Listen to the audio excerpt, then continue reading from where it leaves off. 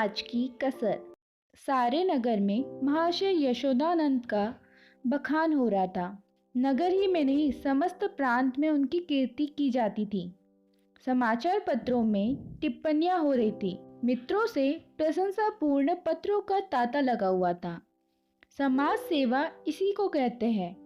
उन्नत विचार के लोग ऐसा ही करते हैं। महाशय जी ने शिक्षित समुदाय का मुख उज्जवल कर दिया। अब कौन यह कहने का साहस कर सकता है कि हमारे नेता केवल बात के धनी है, काम के धनी नहीं है। महाशय जी चाहते तो अपने पुत्र के लिए उन्हें कम से कम 20,000 रुपए दहेज में मिलते।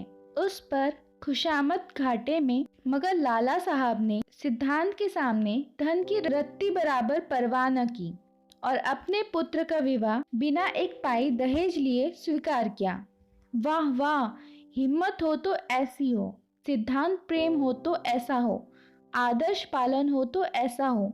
वाह रे सच्चे वीर, अपनी माता के सच्चे सपूत, तूने वह कर दिखाया जो कभी किसी ने न किया था। हम बड़े गर्व से तेरे सामने मस्तक नवाते हैं। महाशय यशोदानंद के 2 पुत्र थे। बड़ा लड़का पढ़ लिख कर फाजिल हो चुका था। उसी का विवाह तय हो रहा था और हम देख चुके हैं बिना कुछ दहेज लिए। आज का तिलक था। शाहजहांपुर से स्वामी दयाल तिलक लेकर आने वाले थे। शहर के गणमान्य सज्जनों को निमंत्रण दे दिए गए थे। वे लोग जमा हो गए थे। महफिल सजी हुई थी। एक प्रवीण सितारिया अपना कौशल दिखाकर लोगों को मुग्ध कर रहा था। दावत का सामान भी तैयार था। मित्रगण यशोदानंद को बधाई दे रहे थे। एक महाशय बोले, तुमने तो कमाल कर दिया। दूसरे, कमाल यह कहिए कि झंडे गाड़ दिए। अब तक जिसे देखा मंच पर व्याख्यान झाड़ते देखा। जब काम करने का अवसर आता था तो लोग दुम लगा लेते थे। तीसरे ने कहा, कैसे कैसे बहाने गढ़े जाते साहब, हमें तो दहेज से सख्त नफरत है। क्या मेरे सिद्धांत के विरुद्ध है, पर क्या करूं, बच्चे की माता नहीं मानती। कोई अपने बाप पर फेंकता है, कोई और किसी खराट पर। चौथे ने कहा, अजी कितने तो ऐसे बेहया है जो साफ साफ कह देते हैं कि हमने लड़के को शिक्षा दीक्षा में जितना खर्च किया है वह हमें मिलना ही चाहिए, मानो उन्होंने यह रुपए किसी बैंक में जमा किए थे। पांचवे ने कहा, खूब समझ रहा हूँ आप लोग मुझ पर छींटे उड़ा रहे हैं। इसमें लड़के वालों का ही सारा दोष है या लड़की वालों का भी कुछ है? पहले ने कहा, लड़की वालों को क्या दोष है सिवाय इसके कि वह लड़की का बाप है? दूसरे ने कहा, सारा दोष ईश्वर का जिसने लड़कियां पैदा की। क्यों? पांचवे ने कहा, मैं यह नहीं कहता न सारा दोष लड़की वालों का है न सारा दोष लड़के वालों का, दोनों ही दोषी है। अगर लड़की वाले कुछ न दे तो उसे यह शिकायत करने का कोई अधिकार नहीं कि डाल क्यों नहीं लाए, सुंदर जोड़े क्यों नहीं लाए, बाजी गाजी पर धूमधाम के साथ क्यों नहीं आए, बताइए। चौथे ने कहा, हाँ आपका यह प्रश्न गौर करने लायक है। मेरी समझ में तो ऐसी दशा में लड़के के पिता से यह शिकायत न होनी चाहिए। पांचवे ने कहा, तो यूँ कहिए कि दहेज प्रथा के साथ ही डाल गहने जोड़ों की प्रथा भी त्याग देनी चाहिए। केवल दहेज को मिटाने का प्रयत्न करना व्यर्थ है। यशोदानंद, यह भी लेम एक्सक्यूज है। मैंने दहेज नहीं लिया है, लेकिन क्या डाल गहने न ले जाऊंगा? पहले, महाशय आपकी बात निराली है। आप अपनी गिनती हम दुनिया वालों के साथ क्यों करते हैं? आपका स्थान तो देवताओं के साथ है। दूसरा, 20,000 की रकम छोड़ दी, क्या बात है? यशोदानंद, मेरा तो यह निश्चय है कि हमें सदैव सिद्धांत पर स्थिर रहना चाहिए। सिद्धांत के सामने रुपए की कोई कीमत नहीं है। दहेज की कुप्रथा पर मैंने खुद कोई व्याख्यान नहीं दिया, शायद कोई नोट तक नहीं लिखा। हाँ, कॉन्फ्रेंस में इस प्रस्ताव को सेकंड कर चुका हूँ। मैं उसे तोड़ना भी चाहूँ तो आत्मा न तोड़ने देगी। मैं सत्य कहता हूँ, ये रुपए ले लूँ तो मुझे इतनी मानसिक वेदना होगी कि शायद मैं इस आघात से बच ही ना सकूं। पांचवे ने कहा, आपकी कॉन्फ्रेंस आपको सभापति न बनाए तो उसका घोर अन्याय है। यशोदानंद, मैंने अपनी ड्यूटी कर दी, उसका रिकॉग्नाइजेशन हो या ना हो मुझे इसकी परवाह नहीं। इतने में खबर हुई कि महाशय स्वामी दयाल आ पहुंचे। लोग उनका अभिवादन करने को तैयार हुए।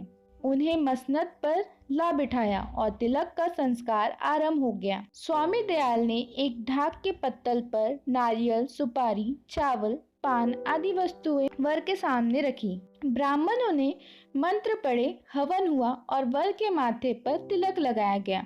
तुरंत घर की स्त्रियों ने मंगलाचरण गाना शुरू किया। यह महफिल में महाशय यशोदानंद ने एक चौकी पर खड़े होकर दहेज की कुप्रथा पर व्याख्यान देना शुरू किया। व्याख्यान पहले से लिखकर तैयार कर लिया गया था। उन्होंने दहेज की ऐतिहासिक व्याख्यान की थी। पूर्व काल में दहेज का नाम भी न था। महाशय, कोई जानता ही न था कि दहेज या ठहरौनी किसी चिड़िया का नाम है। सत्य मानिए, कोई जानता ही नहीं था कि ठहरौनी है क्या चीज, पशु या पक्षी, आसमान में या जमीन में, खाने में या पीने में। बादशाही जमाने में इस प्रथा की बुनियाद पड़ी। हमारे युवक सेनाओं में सम्मिलित होने लगे। यह वीर लोग थे, सेनाओं में जाना गर्व समझते थे। माता अपने दुलारों को अपने हाथ से शस्त्रों से सजाकर रण क्षेत्र भेजती थी। इस भांति युवकों की संख्या कम होने लगी और लड़कों का मोल तोल शुरू हुआ। आज यह नौबत आ गई है कि मेरी इस तुच्छ महातुच्छ सेवा पर पत्रों में टिप्पणियां हो रही हैं, मानो मैंने कोई असाधारण काम कर दिया है। मैं कहता हूँ, अगर आप संसार में जीवित रहना चाहते हो तो इस प्रथा का तुरंत अंत कीजिए। एक महाशय ने शंका की, क्या इसका अंत किए बिना हम सब मर जाएंगे? यशोदानंद, अगर ऐसा होता है तो क्या पूछना था, लोगों को दंड मिल जाता और वास्तव में ऐसा होना चाहिए। यह ईश्वर का अत्याचार है कि ऐसे लोभी, धन पर गिरने वाले, बुर्दा फरोश और अपने संतान का विक्रय करने वाले नराधम जीवित हैं और समाज उनका तिरस्कार नहीं करता, मगर वह सब बुर्द फरोश है। व्याख्यान बहुत लंबा और हास्य भरा हुआ था। लोगों ने खूब वाह वाह की। अपना वक्तव्य समाप्त करने के बाद उन्होंने अपने छोटे लड़के परमानंद को, जिसकी अवस्था 7 वर्ष की थी, मंच पर खड़ा किया। उसे उन्होंने एक छोटा सा व्याख्यान लिखकर दे रखा था। दिखाना चाहते थे कि स्कूल के छोटे बालक भी कितने कुशाग्र बुद्धि है। सभा समाजों में बालकों से व्याख्यान दिलाने की प्रथा है ही। किसी को कौतूहल न हुआ। बालक बड़ा सुंदर, होनहार, हंसमुख था। मुस्कुराता हुआ मंच पर आया और एक जेब से कागज निकालकर बड़े गर्व के साथ उच्च स्वर में पढ़ने लगा। प्रिय बंधुवर, नमस्कार।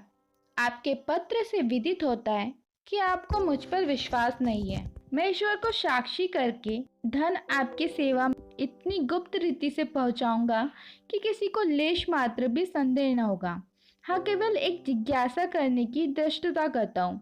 इस व्यापार को गुप्त रखने से आपको जो सम्मान और प्रतिष्ठा लाभ होगा और मेरे निकटवर्ती में मेरी जो निंदा की जाएगी, उसके उपलक्ष्य में मेरे साथ क्या रियायत होगी। मेरा विनीत अनुरोध है कि 25 में से 5 निकालकर मेरे साथ न्याय किया जाए। महाशय यशोदानंद घर में मेहमानों के लिए भोजन परोसने का आदेश करने गए थे। निकले तो यह वाक्य उनके कानों में पड़ा, 25 में से 5 मेरे साथ न्याय किया जाए। चेहरा फक हो गया। झपट कर लड़के के पास गए, कागज उसके हाथ से छीन लिया और बोले, नालायक, यह क्या पढ़ रहा है? यह तो किसी मुवक्किल का खत है जो उसने अपने मुकदमे के बारे में लिखा था। यह तू कहाँ से उठा लाया? शैतान, जा वह कागज ला जो तुझे लिख कर दिया गया था। एक महाशय, पढ़ने दीजिए। इस तहरीर में जो लुप्त है वह किसी दूसरी तकरीर में न होगा। दूसरे, जादू, वह जो सिर चढ़ के बोले।